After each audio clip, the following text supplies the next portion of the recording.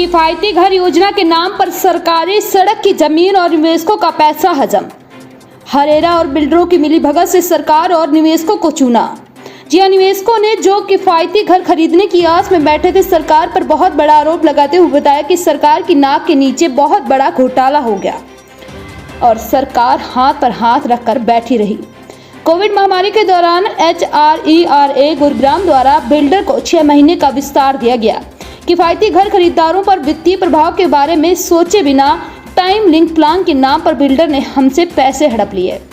समय विस्तार पत्र में HRERA का उल्लेख क्यों नहीं किया गया कि विस्तार समय में कोई EMI अवधि नहीं ली जाएगी। हरियाणा सरकार कार्यालय HRERA और DTCP उन्हें बिल्डर कार्यालय न बनाए। DTCP और हरेरा का सारा स्टाफ क्यों है, हमेशा बिल्डरों को पक्ष ले रहा है। CMO HR और PMO इंडिया कृपया तत्काल कार्रवाई करें। निवेशकों में बहुत रोष पाया जा रहा है। उनका मानना है कि बिना सरकारी अधिकारियों की मिलीभगत और लापरवाही के बिना यह घोटाला होना संभव नहीं था।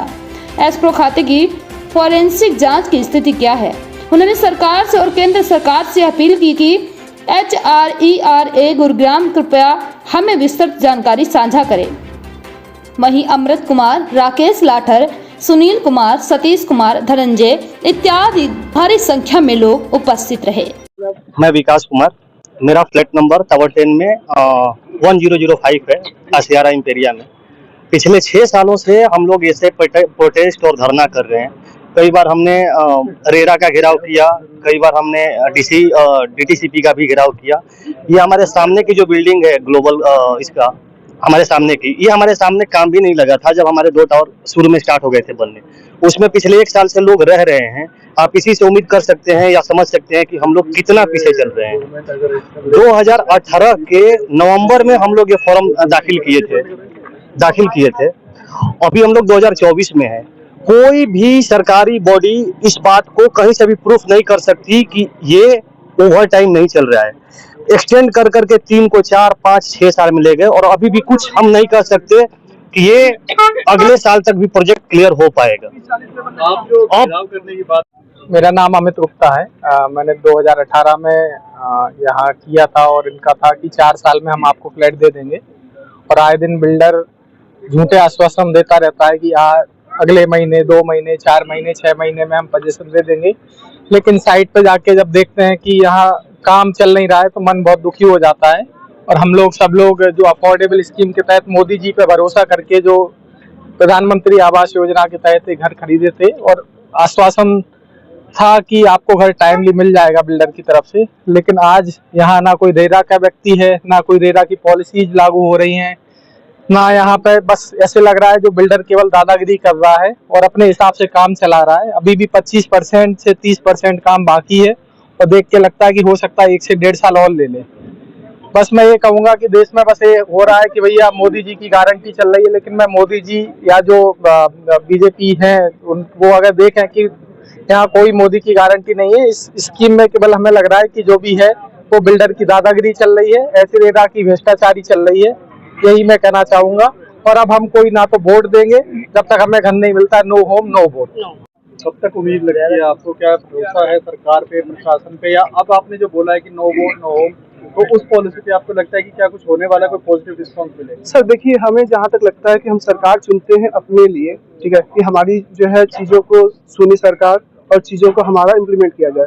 हमने अभी तक जो है जितनी बार सारे जो है अथॉरिटी मैंने अप्लाई कर लिया, आपके STP से लेकर के हरेरा से लेकर के जितने भी अथॉरिटी होती है, DC से लेकर के हर जगह हमने जो है अपने जाकर के एप्लीकेशन दे रखे हैं, बट अभी तक कोई कार्रवाई नहीं हुआ।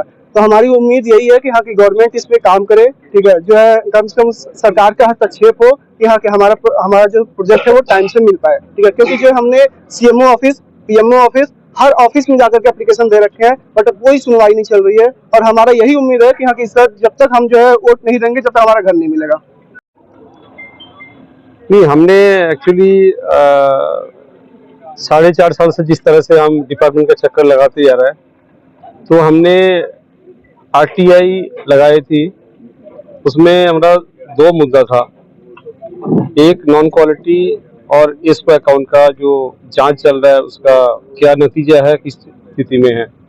लेकिन उस आरटीआई का जवाब में जो रेडा से आए, तो रेडा की तरफ से है ऐसा कुछ कार्रवाई हुआ ही नहीं है और नहीं साइट सर्वे किया गया रिगार्डिंग नॉन क्वालिटी को लेके। हमारे साथ मैं पर्सनली चेयरमैन से मीटिंग किया था, चेयरमैन के चेम्बर में, और उस मीटिंग में चेयरमैन साहब ने कंफर्म किया था आपका इसको अकाउंट में 11 करोड़ रुपया एक्सेस विड्रॉल किया है इलीगल तरीके से, ये कंफर्म हुआ है।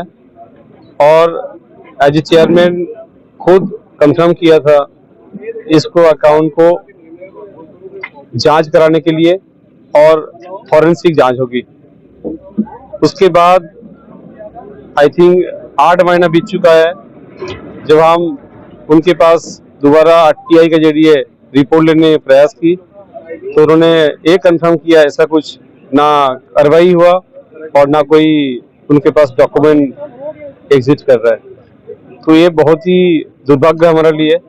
एक रेडा जिम्मेदार डिपार्टमेंट है, जिम्मेदार डिपार्टमेंट होने के नाते और जिस तरह से हमें गुमराह कर रहा है वो हम बर्दाश्त नहीं कर सकते। क्या कुछ लगता है कि आरटीआई का भी गोलमोल जवाब दिया जाता है? आरटीआई का भी गोलमोल जवाब ही मिल रहा है, तो हमारे पास एविडेंस है।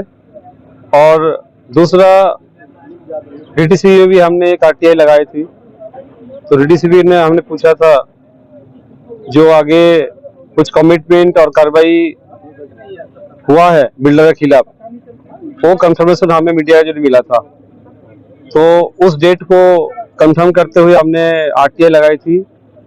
जो हमें जो मीडिया के साथ मीटिंग में कंफर्म हुआ है कोई कार्रवाई के लिए और साइड विजिट का भी कंफर्मेशन हुआ है, तो हमें बताया जाए, लेकिन उसमें भी आरटीआई का कोई जवाब हमें नहीं मिला।